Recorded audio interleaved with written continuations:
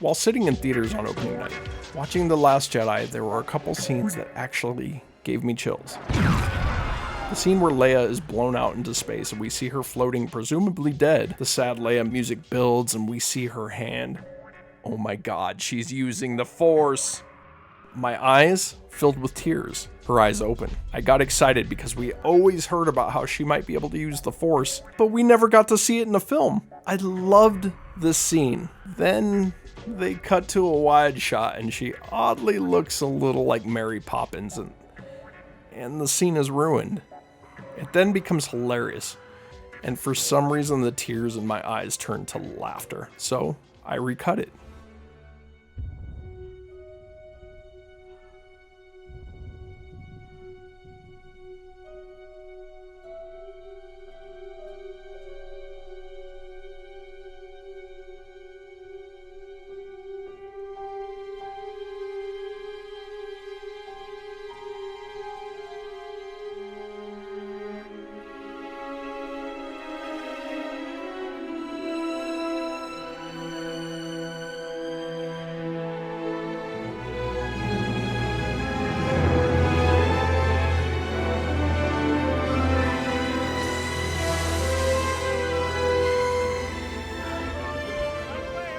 I took out all the wide shots, let the music play, and now it's beautiful in my opinion. Sometimes you don't need to show everything when making a scene. It's implied that she got back onto the ship, using her Force powers, and that's all you need sometimes is a little implication. What the fuck are these guys? I guess the island needs caretakers? This is the best design you could come up with in Star Wars?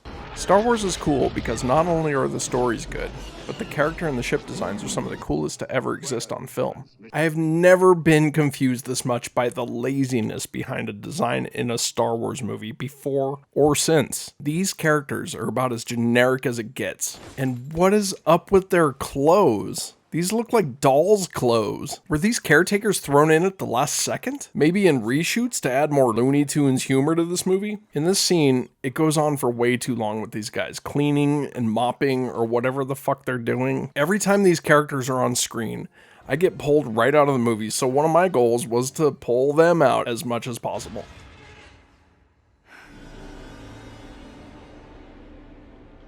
Luke? What's that about?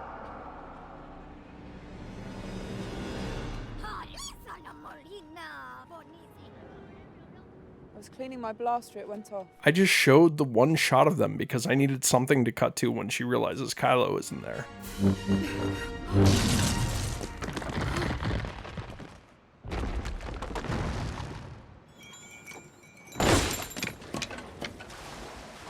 Again with these guys.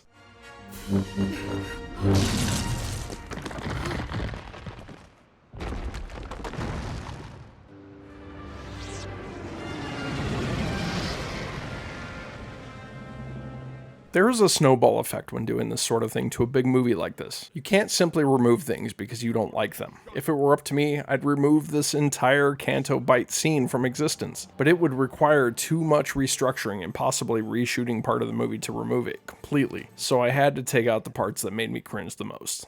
In this part, Rose gives this heartfelt speech about why she hates the planet so much, and part of it isn't bad. The revelation that these people are rich because of the war is very inspired, and I like it quite a bit. It's the part where she talks about putting her fist through this beautiful town. I wish I could put my fist through this whole lousy, beautiful town.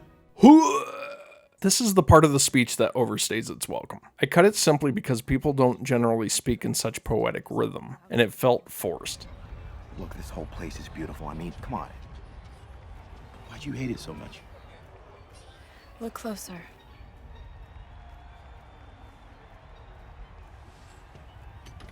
My sister and I grew up in a poor mining system. The First Order stripped our ore to finance their military, then shelled us to test their weapons.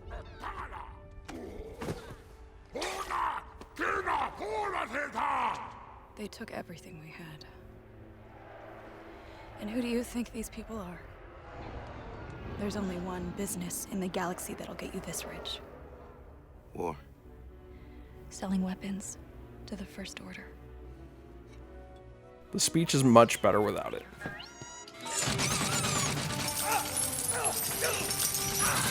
I mentioned this earlier, but the part with the coins is pretty ridiculous.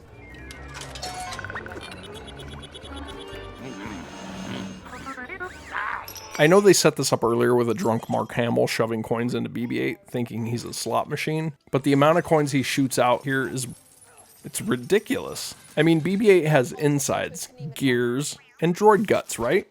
His little gadgets and arms must take up whatever space is left. I'm sure that creature could only get 1 or 2 coins in BB-8 before he was absolutely full, and maybe even cause him to malfunction. I know what you're thinking. It's a movie, so let some shit go. No, absolutely not. This only belongs in a cartoon and should not be in a Star Wars movie. We gotta get out of here. This way.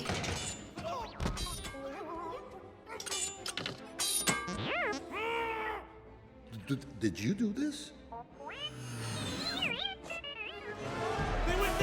The validation that I get from removing a scene like this is when you can't even tell it's missing. That probably means it shouldn't have been there in the first place.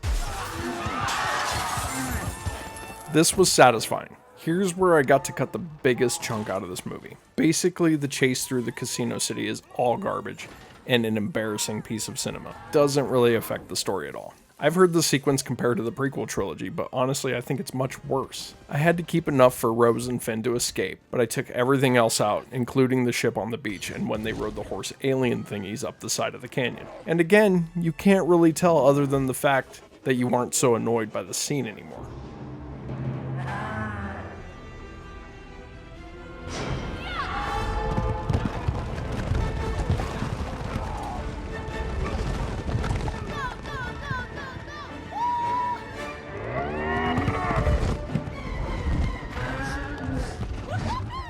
Stop enjoying this! Stop enjoying this!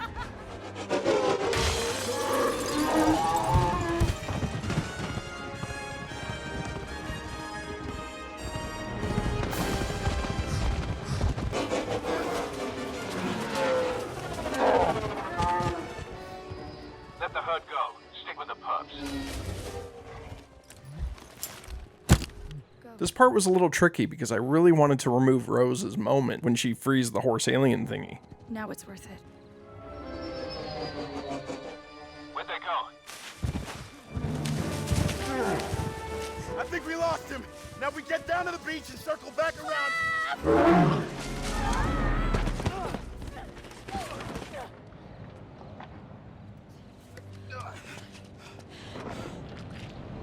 We're trapped.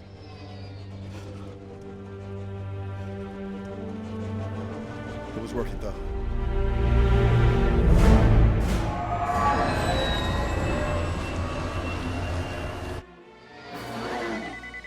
When removing Rose's moment, Rose and Finn switched spots on the canyon, so for continuity, I flipped the shot. I found DJ's stutter to be very over the top here, so I did a tiny cut and I think it's a little better. BB-8! Where did you find that thing? Oh, need a left? The ship flies away with our heroes on it and the horse alien thingies pop their heads up, and it's implied that they're now free. Now this change ties into the change that I made with The Force Awakens. I wanted to add another hint that the Emperor is in play here. This one may be a little more on the nose, but I think it's cool. My hints at the Emperor are escalating as we get closer to his reveal. When Rey is having her vision down in the cave, she asks, Let me see them. My parents. Please. and the cave mocks her by showing her her own face, which I really liked. It's reminiscent of Luke's vision from Empire Strikes Back. At this moment, I added an ominous Emperor's laugh.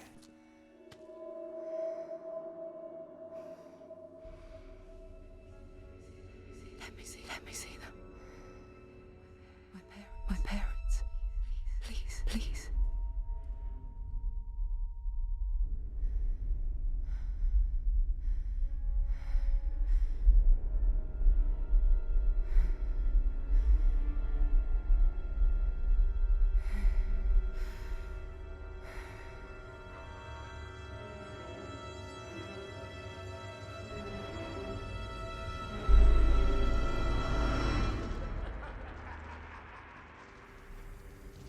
It's a little cheesy, but nods to the Emperor were greatly needed during this trilogy. Let's go, Chrome Dome. John Boyega himself has gone on record as saying that he cringes when he hears this line. Let's go, Chrome Dome. So I say to John Boyega,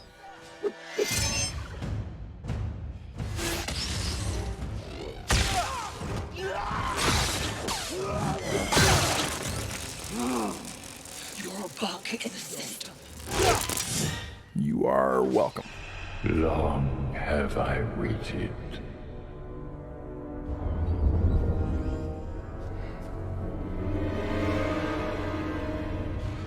For my grandchild to come home.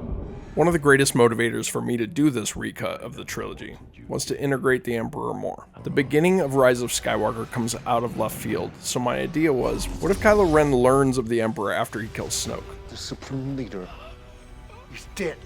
and assumes the role of Supreme Leader? Long live the Supreme Leader.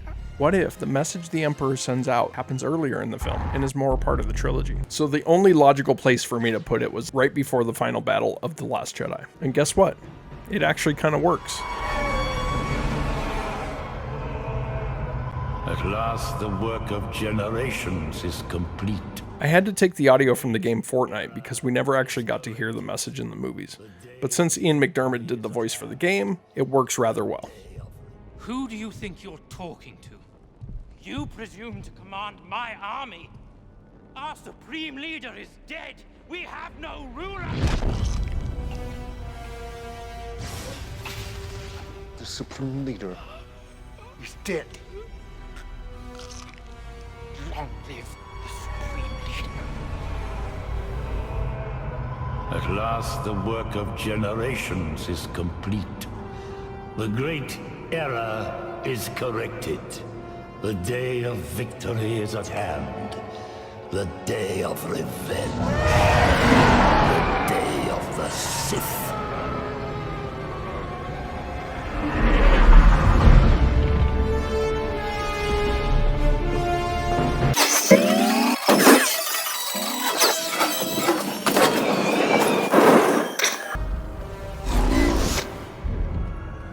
You will rule all the galaxy as the new Emperor.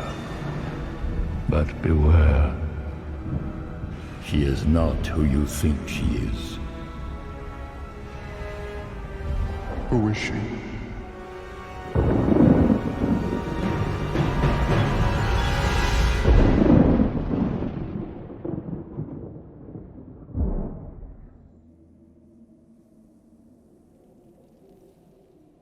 I really like the way it goes into the next scene because it feels like Leia senses the Emperor is still alive. They're coming. Shut the door.